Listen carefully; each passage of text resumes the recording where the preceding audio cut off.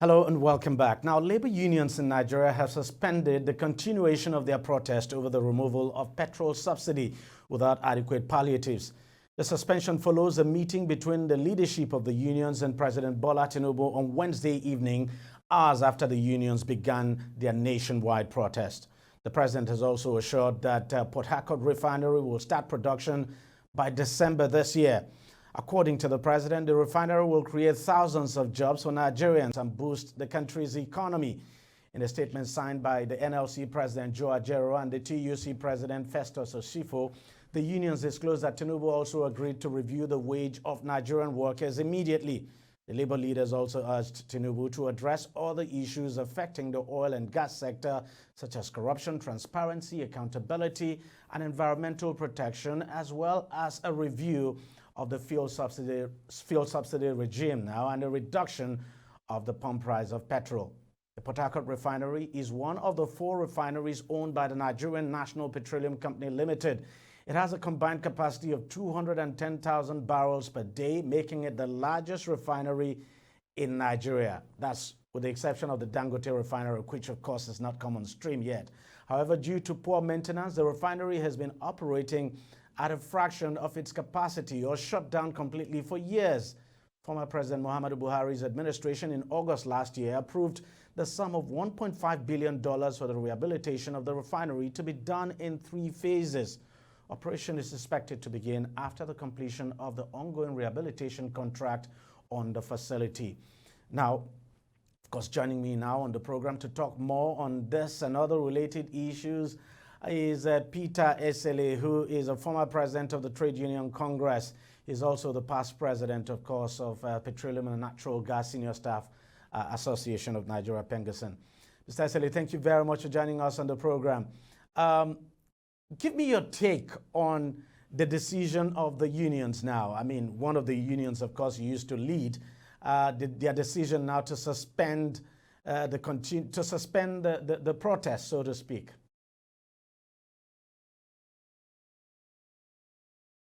I think, thank you for having me. I think if you look at based on what is available, I think that's the best they can actually get within the.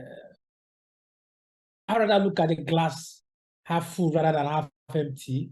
But the key takeaway is that commitment made by the president that Port Harcourt refinery will come up in December. And I think that is going to be the deal breaker if it doesn't come up in December, because this administration is barely 2 months old, and what it needs is credibility and goodwill. So if they're able to pull that off in December, then the protest is worth it. The other aspect, again, is that the president also talking about minimum wage review that will be done as soon as possible. I think they should be able to close that out within the next 60 days. But the first one will be next week, because the president said he's going to roll out the CNG plan. I think if he's able to do that by the close of next week, then that means the promises will be kept. And then that will also give up hope and also give credibility to the protest. And the leadership of organized labor can also look at their members and say, we gave it our best. Now, let's talk about this CNG plan. I mean, the program itself. What do you make of it? How important do you think that is? It is very important. You know, in terms of policy documents, Nigeria is a first world country. We can hold our own with the best in the globe. But in terms of discipline and the follow through, that is where we have a problem. We lack the discipline to follow through. We lack the commitment. What I would call we are a country of where leaders or policymakers do what I call flip-flop. Very, very inconsistent. We have gas master plan that has been designed even from the time of the PDP administration of Goodluck Jonathan. He didn't take it far, even though he designed it. And then during the Buhari administration, nothing was done. So let's hope now that President Tinubu would look at that gas master plan and then give it the best shot. And why are we talking about CNG? CNG, one, is cleaner air. It's good for the environment, unlike PMS. That's one. Then secondly, we have more gas than crude oil that everybody's paying attention to. Our gas reserve is over $3 trillion. So we have to maximize it for local consumption. And if you do that, then people have choice. And you can also look at the fact cost of transportation will reduce drastically by up to as high as 50% People spend about 70% right now on daily transport or daily commuting from their homes to various offices, and that's why you see everybody's mumbling about it. That is why you see the unions are talking seriously about CNG. We all know this, those of us who have been privileged to work in oil and gas, and we know that that should be where we put our attention, and for comparative advantage that we have in that aspect. Now, one of the knotty issues that, well, a lot of people expect would be a problem would be the issue of this salary increment. I mean, the national minimum wage. You know the unions are asking for about, is it about 300% increment? I'm just wondering how difficult you think, how difficult that would be to deal with for both sides. I mean, considering that the government has said, you know, it's not looking at anything around 300% at all. It's a negotiation. I can come to you now and say I'm working for DEJI360 and I ask you for 1 million naira a month. So I can ask for 10 million, but then we have to now sit down, look at the proposal, look at the revenue, and see, is it possible to pay? No, if we all know that negotiation. I once did this too. I was part of those that negotiated from 7,500 to 18,000 naira minimum wage. And what we actually was asking for was 100,000. So from there, we moved to 70, and finally we settled at 30,000. So I also see that playing out. But there have to be a new minimum wage for everybody in the country. Because right now, let me just give you an example. 30,000 naira minimum wage right now. By the time we negotiated 18,000 naira minimum wage, it was predicated on $120 a month. Now, 30,000 naira minimum wage is about $70 right now, $70, $80. So which invariably means that your 30,000 naira is actually lower than the 80,000 naira we had at the time as minimum wage. So your purchasing power has been reduced substantially by as high as 40%. So there's really nothing the government can do than to say, okay, let's have a new national minimum wage. I know economists are talking about we're going to have a higher inflation. Inflation is already biting hard, so why don't we just have it all at once? And over a period of time, we think this will also settle. Water will find its level. You used to work in the oil industry. Why has it been difficult to get our refineries to work, particularly the Port Harcourt refinery? Thank God, of course, there's a rehabilitation process going on, but it's actually not the first time we've done this kind of rehabilitation. Why has it been difficult to get our refineries to work? The problem we've always had with our refineries is the involvement of politicians. You see, you're talking to me now. I don't know who your cameraman is, but you have engineers. That's their responsibility to make sure the cameras are rolling. And we don't know about turnaround maintenance ever. It was from the military administration that moved the turnaround maintenance, which was done by the engineers in NNPC. NNPC have engineers that are employed for that purpose. And then the management cannot go out to reach out to those who constructed the refineries. From the military era, it was moved to matters of Supreme Military Council. And then when the civilians now came up, it now became a matter of Federal Executive Council. And then you now have politicians who now feel that, oh, Mr. John is my friend, and then you now give him the contract to carry out turnaround maintenance. And then Mr. John has no engineering skill to do the turnaround maintenance.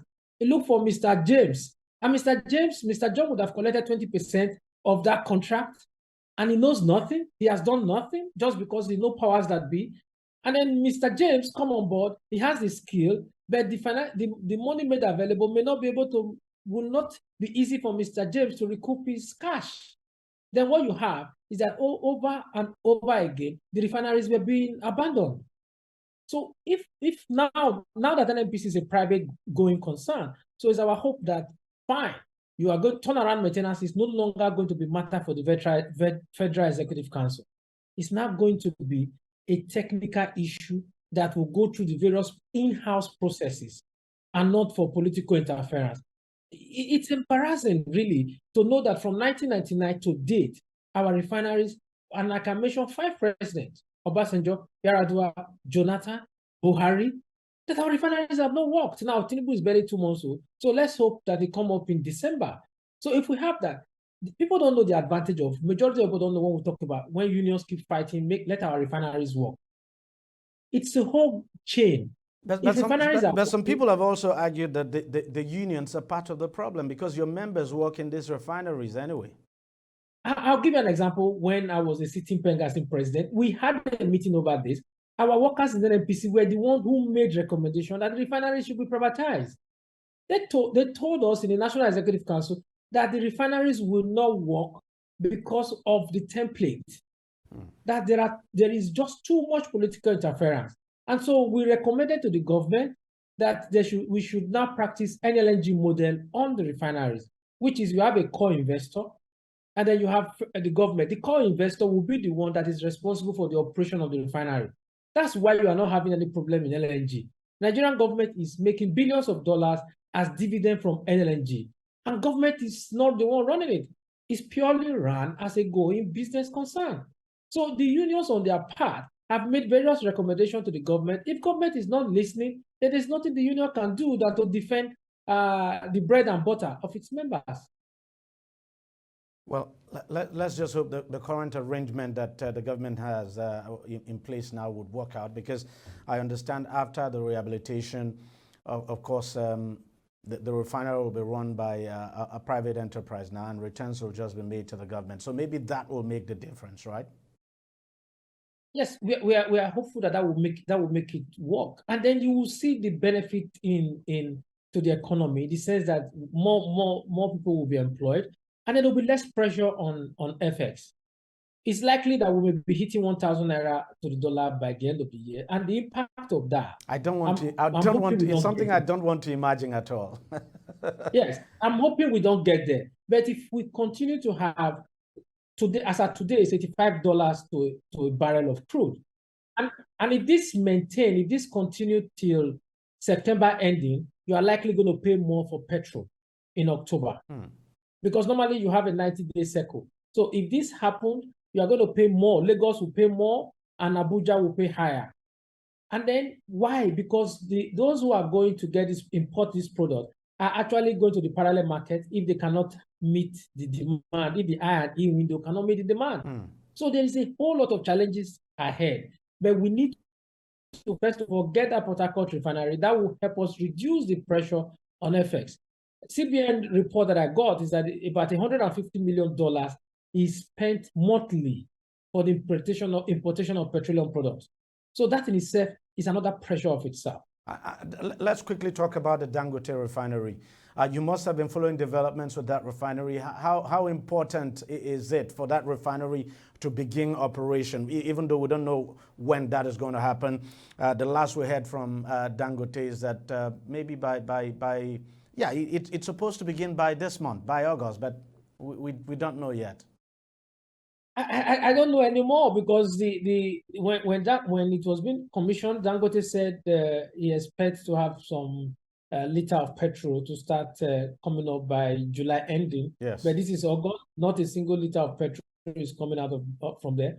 But what my president, the Pengasting president and the TUC president informed me about is that we may not be expecting anything coming from Dangote refinery until probably towards the end of the year or first quarter next year. And that is still a long way to go.